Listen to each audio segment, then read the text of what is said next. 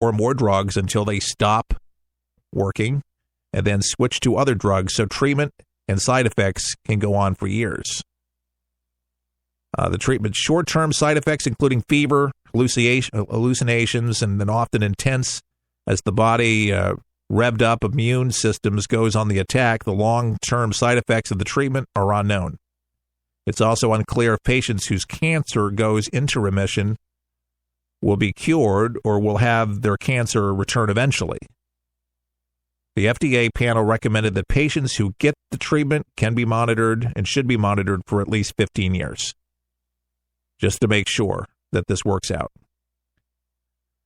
So, folks, it's a start. But they say if you don't die of heart disease or slip and falls, which a lot of Americans do, tens of thousands of them, be very careful on floors. If you're elderly or non-elderly, it doesn't matter. It's usually bathroom floors that people slip and fall and hit their head, and it's all over. So be very careful for the slip and falls. But cancer was what got my grandmother ultimately, and she lived into her late 90s, and she was fantastic, but got her quick.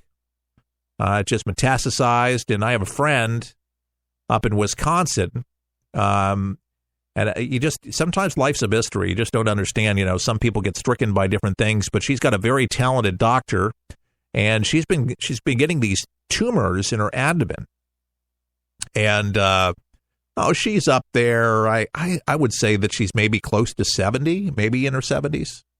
Boy, she's a powerhouse, though. She's wonderful, my friend Kay. But her doctor's been finding him every time. I think this is like her third surgery.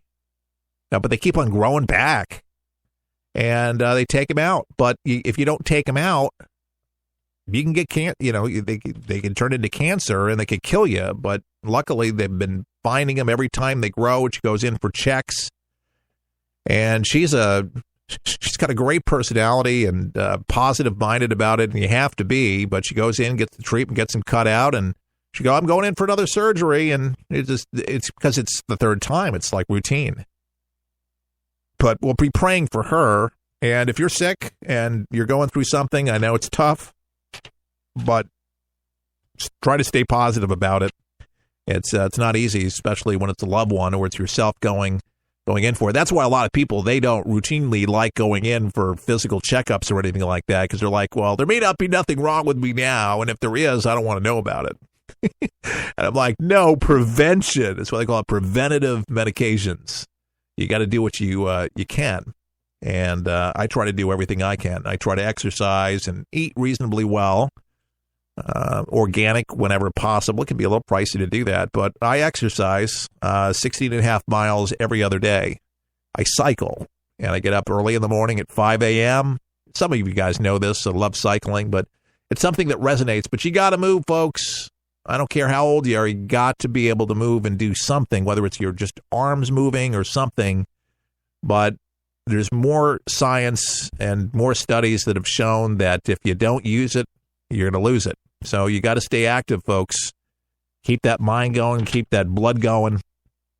By the way, we are making the push for the people to be on more radio stations, and we just got 2 of them. You've heard them in Missouri and Oregon, and we're really thrilled for the 2 new stations, but we need your help increasingly as we are pushing that with our affiliate relations guy, calling on stations, sending out material and all that. We can only do this through your generous support of a donation, and a lot of national talk shows, they don't do it this way. They have other business models, and they have sugar daddies, sugar mamas, whatever it is. We rely on our audience solely, kind of like NPR. And that's the only way that we can keep it the way that it is, in the format that it is, and to get the good information and a good conversation going, one that you can appreciate and you can learn something each and every day and look forward to, tuning into the broadcast. So if it resonates with you, you like the show and does something for you, we're looking for new partners to join us for this station initiative that we have here at For the People. You can go onto our website. You can do it on a mobile version or on your desktop version, and it's 100% secure. So if you make a donation using your bank card or your credit card, you don't have any fear. It's encrypted. I don't see your information. I just see your donation, and that's it. So your credit card information is safe with your bank, but not us. And you'll get a receipt, and we appreciate that. Minimal donations, $1. You can give as much as you want, and you can become a monthly subscriber as well. And as little as $1 all the way up to $100, you click on what you want to give.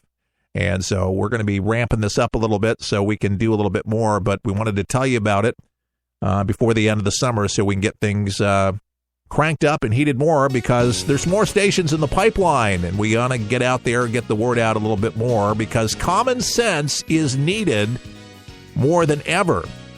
Now, social media, some of you are on Facebook. Like us on Facebook at forthepeopleshow.com and follow us. Don't just like us, the nice things that we say and news stories that we reveal, but weigh in on the subjects. You can start a thread at forthepeopleshow.com on Facebook, and then on Twitter, brand new Talk to Keith Allen at Facebook. So those that like to tweet, and if you're just a Facebooker, we'll go ahead and do it. And if you've been looking for an excuse to tweet, people are doing that too, which is nice, and it's fast, and it's easy to sign up and get yourself an account, but it'll keep you in touch with what's going on here at For the People. Thanks for tuning in. If you like the show, share the show. I'm Keith Allen, For the People, saying all the best. May God bless.